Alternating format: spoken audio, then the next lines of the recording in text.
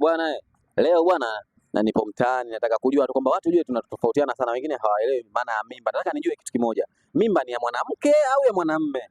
Kila mtu ajue, nataka nijue mimba ni ya mwanamke au mwanamume. Ngoja napita leo frame baada ya frame, nje baada ya kila mtu aniambie uelewa wake. Nataka nijue, je, mimba ni ya mwanamke au mimba ni ya mwanamume? Ili swali linanitatiza sana. Sasa leo naingia hapa ofisi moja hivi kwa jamaa wangu fulani. Bwana, mambo vipi kaka?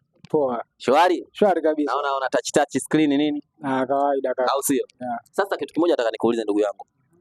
Hivi wewe kwa uelewa wako na voice, hivi mimba ni ya mwanamke au mimba ni ya mwanamume? Pale kwa uelewa wangu ile mimba ni ya mwanaume. Sema mimba ni ya mwanamume. Kwa hiyo unaweza kuwa mjamzito. No, sio kwa maana hiyo. Kwa maana kwamba kwa sababu anayeproduce zile mbegu ni mwanaume. Sema mwanamke ni kama vile shamba la kuhifadhi mbegu. Nataka unijibu swali langu, mimba ni ya mwanamke au ya mwanamume? Ile ni ya mwanaume. Mimba ni ya mwanamume. Yeah. Kwa hiyo mwanamume anaweza akawa na mimba. Yaani sio kwa maana hiyo unahisi wewe. Sasa maana gani? Si ndo maana ya mimba? Yaani mimi nazungumza swala la mimba. Sema wewe unatembea na mimba, maana wewe ndio unayekupa. Hizo dharau. Hamna, sio kweli. Kwa hiyo mimba unasema wewe mimba ni ya mwanamume. Anakuwa nao mwanaume. Bwana kaka, njoo samani mara moja, njoo. Njoo ndugu yangu hapa. Mambo vipi? Samani ndugu yangu. Umeacha kazi shughuli zako pale. Naomba nikuulize swali moja nataka nijue. Je, eti mimba ni ya mwanamke au mimba ni ya mwanamume? Kwa unavyoelewa wewe. Kwa uelewa wangu mimi mimba ni ya mwanamke.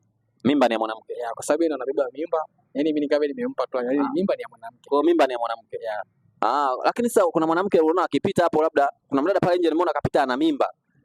Kuna mkaka akamuuliza mimba ya nani hiyo? Kama bwana mimba ya Saidi. Sasa sijaelewa vizuri. Kwa mimba mimi najua mimba ni ya mwanamke. Kisa mimba ya Saidi zitembea na mimba. Kwa mimba ni ya mwanamke.